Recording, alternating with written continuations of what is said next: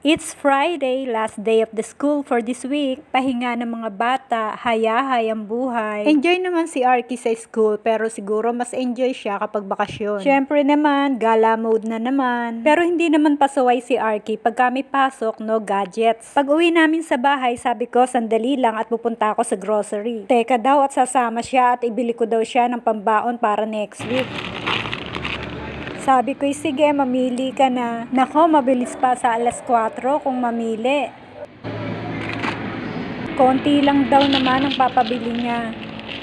Madali namang kausap ang Arkikay. Sabi niya, konti lang ang kukunin niya, kaya konti nga lang ang kinuha niya. Mabait naman talaga yung bebelab namin. Madaling kausap, palakaibigan at magalang. Nag-iisa ko siyang apo sa ngayon, hoping for more. Habang papunta kami dito, iniisip ko kung ano yung masarap lutuin. Para kasing nagsasawa na ako sa karne. Nakita ko nga itong munggo. Matagal-tagal na rin akong hindi nakakapagluto nito. Tamang-tama naman pala at Biyernes ngayon. Namiss ko rin naman ang pagkain nito. Siguro mahigit 1 taon na nung huli akong nagluto ng munggo. Simula nung sumakit yung tuhod ko at mga paa ko, hindi na ako nagluto niyan. Akala ko dahil doon. Iba na talaga tumatanda. Ang sabi naman ng iba, yung white beans daw ang talagang iwasan ko dahil iyon ang nakakapagpasakit ng tuhod. Pero nung bata ako, ang pinakapaborito ko na ginagawa ni nanay, yung lumpiang gulay. Nako, pagka yun ang ulam namin, ang dami-dami kong nakakain. At pag uwi nga namin ng bahay, ay nilaga ko na yung munggo. At sa kabilang kawali naman, ay nagsimula na ako magisa. Tinimplahan ko muna ng asin at paminta ang karning baboy. Nilagyan ko na rin ng 1 basong tubig at hinayaan kong kumulo. Minsan pagka nakakakita kami ng tinapa, bumibili kami at nilalagay namin sa munggo. Nang matuyo na ang tubig, hinayaan ko na lang itong magmantika. Minsan naglalagay din ako ng chicharon sa munggo. Pero nilalagay ko lang ito pagka isa-serve na. Para malutong pa rin yung chicharon habang kinakain yung munggo. Nung magmantika na nga yung karning baboy, ginisa ko na yung bawang, sibuyas at kamatis. Sumasarap ang munggo kapag ginisa ng husto ang karning baboy. Pinalambot ko muna ng husto yung kamatis para lumabas yung katas nito. Naglagay na nga rin ako dyan ng 1 kutsarang patis at 1 pork cubes. Hinalo-halo ko lang sandali at nilagay ko na rin yung nilagang munggo. Masarap talaga kung mapapalambot mo talaga yung munggo. Hinalo-halo ko lang sandali at nilagyan ko na ng 2 basong tubig. Pagkatapos ay hinayaan ko na lang kumulo at dinagdagan ko na lang ng 1 kutsarang patis. Nilagyan ko na nga rin ng dahon ng sili. Na-excite naman akong kumain, bigla akong nagutom. Kain na tayo mga mare. Thank you Lord for another recipe. Fast forward, kumain po kami sa labas for dinner with the family. At parang gusto daw nilang kumain ng ramen. Si nanay at si tatay, tuwing kakain kami sa labas, gusto nila lagi sila magkasalo sa isang plato. Marami daw nasasayang pagka umorder sila ng tig-isa. Hayaan na natin sila, basta enjoy sila na magkasalo. Masarap naman ang pagkain dito. Kahit yung mga bata nagustuhan naman yung ramen. Ilang beses na rin kami nakakain dito. Pasensya na mga mare, hindi ko lang matandaan kung ano yung mga pangalan ng mga in-order namin. Basta ang masasabi ko lang, masarap siya. Minsan kasi pagka kumakain kami sa labas, hindi nasisiyahan si nanay at si tatay. Kasi daw hindi nila manguya yung karne. Ang hirap kayang humanap ng kakainan na swak sa lahat. Minsan gusto mong kumain sa fast food na yun pero ayaw ng iba. Kaya minsan tumatagal kami sa pagpili lang ng kakainan. Masarap kasing makitang nag-e-enjoy ang lahat. Uy, share na naman sila. Sweet naman. Yan talaga ang tanging yaman namin, ang aming mga magulang. Pagkatapos ngang kumain ay naglakad-lakad lang at umuwi na kagad kami. Kinabukasan, maagang nagising ang aming prinsesa. Kaya nakasama siya sa paglalakad namin sa loob ng subdivision. Maya-maya ay nagyaya na si nanay na lumabas daw kami ng gate. Tera daw at maglakad kami sa loob ng Robinson. Sabi ko'y ang aga naming maggala baka pagdating doon sarado pa. Kung sarado daw di umuwi. Kahit naman papano ay nakapaglakad, paroon at parito. Eto naman si Baget, sige naman ang gakgak. Panay ang hila, parang may ipapabili. Maglalakad lang tayo iha, hindi tayo mamimili. Pagka kasi sinabi mo mamimili, mag-iisip na yan kung ano ipapabili niya.